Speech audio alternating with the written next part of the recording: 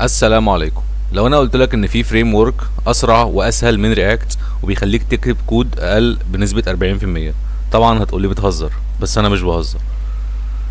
كل الناس على النت بتقول لك اتعلم رياكت، كل الكورسات رياكت، كل البوت كامبس رياكت، وانا متفهم ده جدا. طبعا رياكت كان اختراع عبقري من فيسبوك، غير الفرونت اند ديفلوبمنت تماما. بس هل سألت نفسك هل رياكت لسه هو الاحسن، ولا احنا بنستخدمه عشان كل الناس بتستخدمه؟ النهارده هوريك 5 اسباب حقيقيه مش نظريه من طبع شغل حقيقي خلتني اسيب رياكت واروح لفيو، وفي الاخر عندي مفاجاه ليك. يلا بينا. السبب الاول وده بالنسبه لي الاهم، ديفلوبر اكسبيرينس. يعني ايه ديفلوبر اكسبيرينس؟ يعني لما تفتح الاديتور وتبدا تكتب كود بتحس بايه؟ بتحس انك بتحارب الفريم ورك ولا بتحس انه بيساعدك؟ خلينا نشوف مثال عملي. عاوز اعمل كاونتر بسيط، زرار بيزود رقم. بص هنا على كود فيو. السكريبت سيت اب عرفت فيه الريف خلاص والتمبلت تمام، وعملت بوتون بياد كليك بيزود الكاونت واحد. 8 سطور بس، كود واضح اي حد بيقراه حتى لو ما شافش فيو قبل كده هيفهم ايه بيحصل.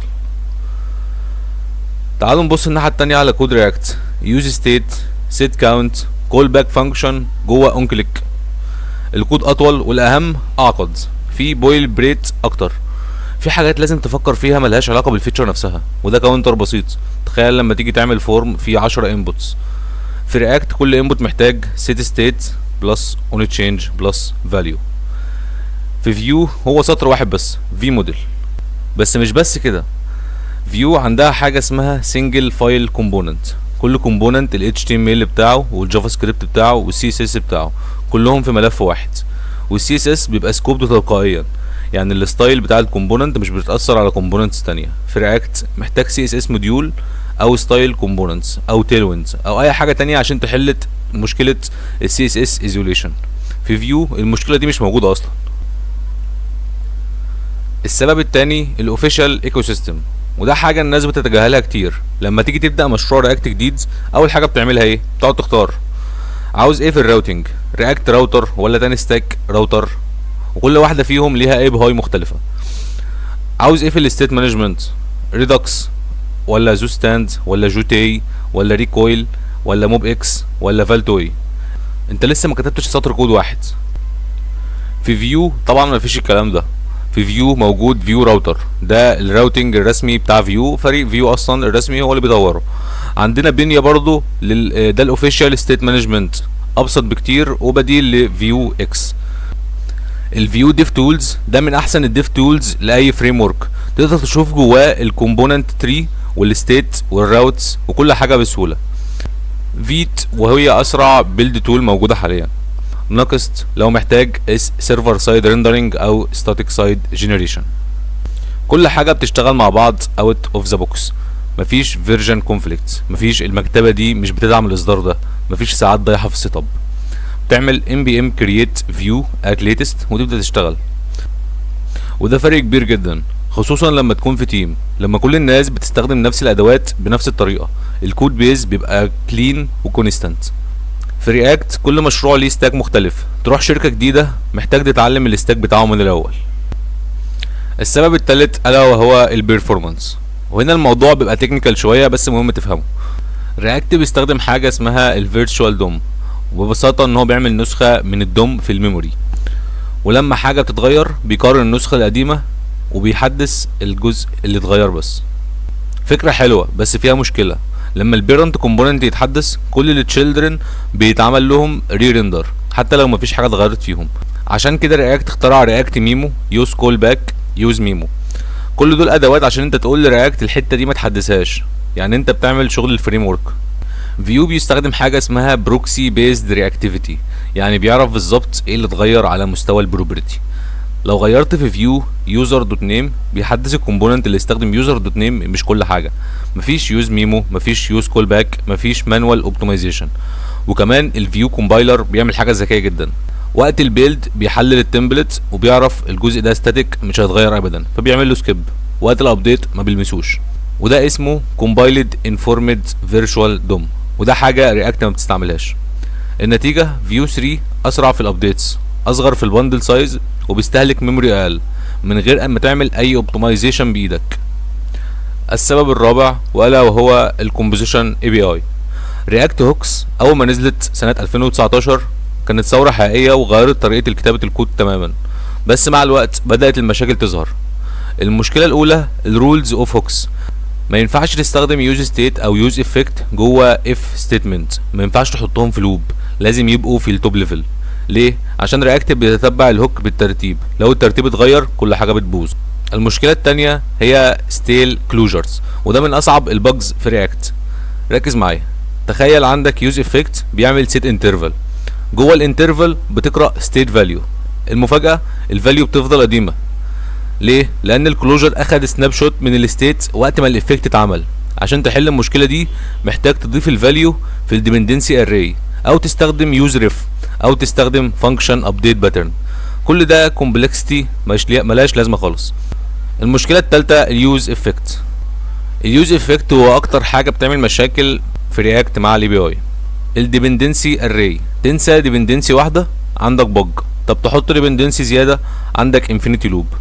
والكلين اب فانكشن ساعات بتشتغل في وقت مش متوقع.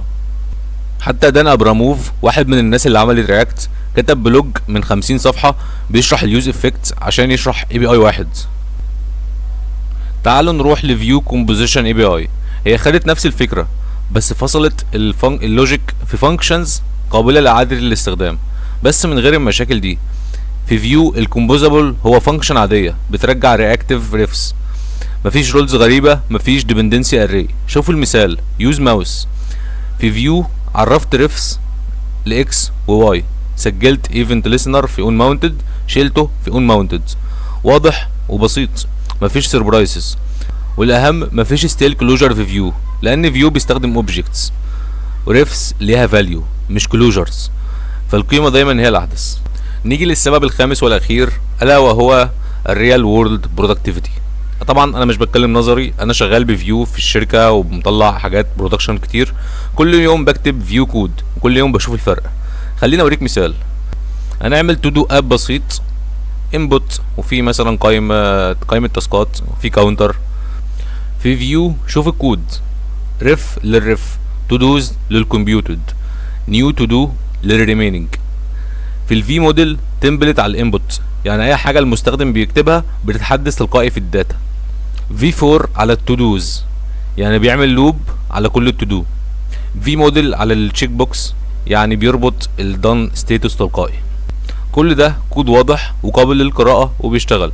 لو عاوز تعمل نفس الحاجه في رياكت محتاج يوز ستيت للتو دوز، يوز ستيت للانبوت، اون تشينج هاندلر عشان تحدث الانبوت ستيت، يوز ميمو او فانكشن عشان الريميننج كاونت، دوت ماب في الجي اس اكس عشان الليست، اون تشينج هاندلر تاني لكل التشيك بوكس.